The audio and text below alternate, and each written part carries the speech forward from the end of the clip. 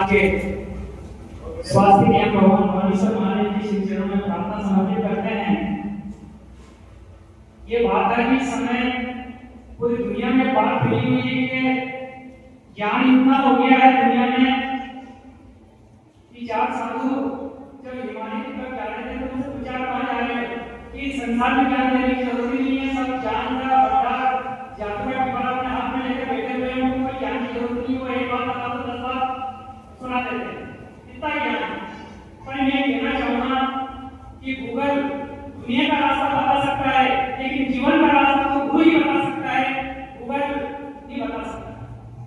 Google सिर्फ दुनिया का रास्ता बता सकते हो कि कहाँ से कहाँ जाना है, लेकिन हमारा जीवन का रास्ता कैसे पार करना है ये तो गुरु ही बता सकता है। हम व्हाट्सएप की, मोबाइल की, ज्ञान की बातों पर विश्वास करके हम हमारे जीवन का रास्ता तय नहीं कर सकते। हमारे जीवन का रास्ता तय करने के लिए तो कोई महान तपस्वी, आत्मज्ञानी, महापुरुष जो खुद जगा हुआ है जागृत है, उसकी कृपा दृष्टि हो जाए या भगवान की कृपा दृष्टि हो जाए तो ही मंजिल पे पहुंचा जा सकता है या सही रास्ते पर चला जा सकता है। इस संसार में इतना ज्ञान है, कितने भटके हुए हैं। अगर सब पे ज्ञान होगा तो थाने में इतने केस नहीं आते कि उनको आधे केस 25% दर्ज करते हैं, 75% दर्ज नहीं करते। अगर टोटल दर्ज करें तो उन्हें भाई करते हम आगे नहीं बढ़े। तो ज्ञान वो काम का है जो यथार्थ ज्ञान की इस जीवन में और इस संसार में बहुत आवश्यकता है। भगवान आदिदेव महादेव स्वयं शिक्षक गुरु, इन्होंने संसार में ज्ञान फैलाया। उनका ज्ञान हम ग्रहण करें तो हमारे जीवन का मार्ग आलोकित हो और हम कितना भी पढ़ लें। एक काशी में विद्वान महापुरुष हुए जिन्होंने बचपन से लगा करके 80-90 साल की उम्र तक वेदों का अध्ययन किया, ज्ञान का ग्रहण किया और आखिर में उनसे पूछा कि ज्ञान क्या है, क्या देना चाहोगे आपके जीवन का साथ। तो उन्होंने एक लाइन में बताया कि मैं 10-12 साल की उम्र से जब से मैं स्कूल समाधि तब से मैं वेदों का अध्ययन कर रहा हूँ, शास्त्रों को पढ़ रहा हूँ और 80 साल की उम्र हो गई, लेकिन मैं अपने जीवन का अनुभव ये कहना चाहता हूँ कि ज्ञान समुद्र है और मैं अपने पूरे जीवन में उस समुद्र में से तैराकी नहीं कर पाया, उस समुद्र में से मैं एक तैराकी नहीं कर पाया। ये कह रहे हैं ऐसे विद्वान काशी में अध्ययन करने वाले ज्ञान की अपार महिमा है। हमको कभी भी अपने इस ज्ञान पर घमंड नहीं करना चाहिए। मोबाइल पर देखकर ज्ञान लेने के लिए क्या बताया कि मेरे को सब याद है, मतलब महान लोग है। अगर ऐसा कैसे चलता है, इसको भी अपन पहचान की कौन विद्वान है और कौन लोग है। विद्वान कभी अपने मुझसे नहीं कहता है कि मेरे को ज्ञान है, जो है सब भगवान का है और वास्तव में है भी भगवान है। पढ़ो 6 शास्त्र और 18 पुराण पढ़ो 6 शास्त्र और 18 पुराण पढ़ो। वेद आदि देवता को तुम्ही तो माना है। गीता, रामायण, श्रुति और स्मृति पढ़ो। सांख्य और वेदांत और दर्शन भी जाना है बनाना छंद सोर का चौपाई का और जाना है ध्रुव का देवी का गाना है। इतना सब जाना पर भर दूध खाना है। जाना तो वही जिसने इनको पहचाना। भगवान परमेश्वर महादेव की श्री चरणों में बारंबार वंदन प्रणाम है। जैसे महान शिक्षक गुरु दयालु हमारे सम्मुख विराजमान है, उनकी छत्र छाया में बैठे हुए हैं। इसी कार्यक्रम को आगे बढ़ाते हुए मैं आपको गणमान्य व्यक्ति अपने क्षेत्र के जाने माने शिक्षक एवं विद्वान व्यक्ति विराजमान है। हमारे लोकप्रिय जन में एवं भावी भी है आदरणीय शेखर जी गौरव हमारे सामने विराजित हैं एवं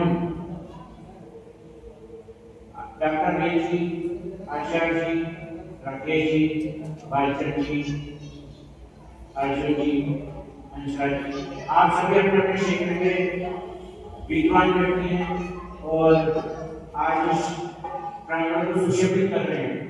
आपके सामने मैं भी कुछ अपनी पंक्तियां प्रस्तुत करूंगा।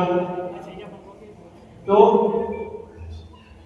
ज्ञान की गंगा, भक्ति की गंगा बह रही है, लेकिन हम तो शिक्षक हैं, हमारा तो भगवान बालकों में निवास करता है। तो हमारी तो सबसे बड़ी भक्ति बच्चों को शिक्षा देना, यही भक्ति है और इसी भक्ति में शक्ति है। तो आज शिक्षक दिवस है, तो उस अवसर पर शिक्षक की बात करना सबसे ज्यादा महत्वपूर्ण है। और शिक्षा के बिना आज जीवन में कुछ भी संभव नहीं है, हम सब अच्छी तरह जानते हैं। तो अभी आगे राकेश जी ने मोबाइल के बारे में कहा था, बालचंद जी ने भी मोबाइल की कुछ कमियां बताई है। तो वास्तव में सही जो स्थान एक शिक्षक का गुरु का है, वो गूगल वाला गुरु कभी नहीं रह सकता है, क्योंकि गूगल गुरु तो है लेकिन कभी कभी गुरु विद्यार्थी बन सकता है। क्योंकि हमने देखा है कुछ दिन पहले कुछ व्यक्ति ने गूगल मीट लगा लिया कार में और रात के अंधेरे में गूगल मीट के साइड से जा रहे हैं, लेकिन गूगल मीट को ही पता नहीं कि 3 दिन में पूरी हो चुकी है और उसने वही रास्ता बता दिया और वो कार में सीधी नदी में। तो सच्चा गुरु आपको कभी भी गलत रास्ता नहीं बताएगा, वो हमेशा सही रास्ते में आपको ले जाएगा। तो मैं शिक्षक दिवस है और गुरु की महिमा और शिक्षा की महत्ता पर कुछ टिप्पणियां आपके सामने प्रस्तुत करूंगा, क्योंकि शिक्षक दिवस है और शिक्षक की बात न करें तो ये बात बेमानी है। तो कुछ रियाज किया है, ज्यादा समय न लेते हुए मैं कुछ पंक्तियां आपके सामने रखता हूँ। शिक्षा की महत्ता कुछ प्रयास करूंगा गाने का भी। शिक्षा के उजियारे से हमें मन का दिन मिटाना है, शिक्षा के उजियारे से हमें मन का दिन मिटाना है। भोजन चाहे कम करेंगे, भोजन चाहे कम करेंगे, शिक्षा पूरी पाना है। शिक्षा के उजियारे से हमें मन का दिन मिटाना है। शिक्षा के तो हमको सही रास्ता निकाल के आने हैं।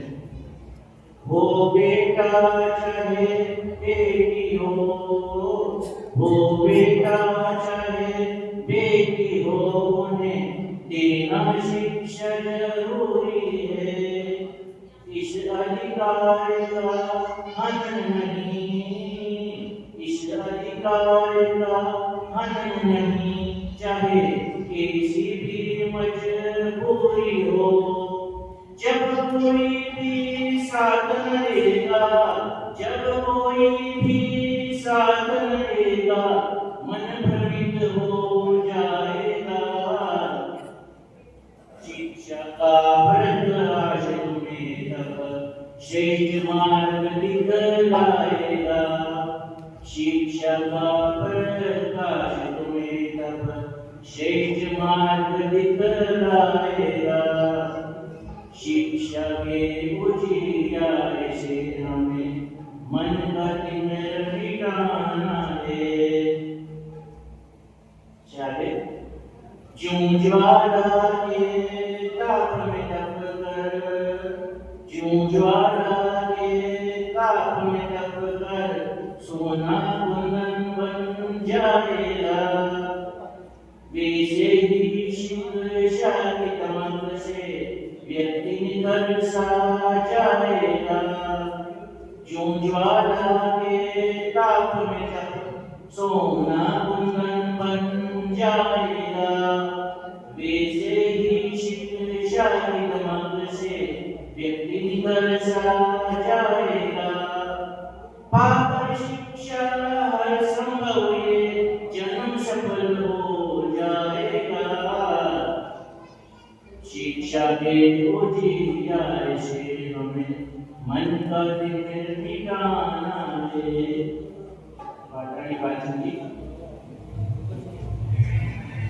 तो शिक्षा के जो कुछ पंक्तियां थी तो शिक्षक के अंदर समर्पित थी। इसके पश्चात मैं बालचंद जी को आमंत्रित करता हूँ आगे के कार्यक्रम के लिए।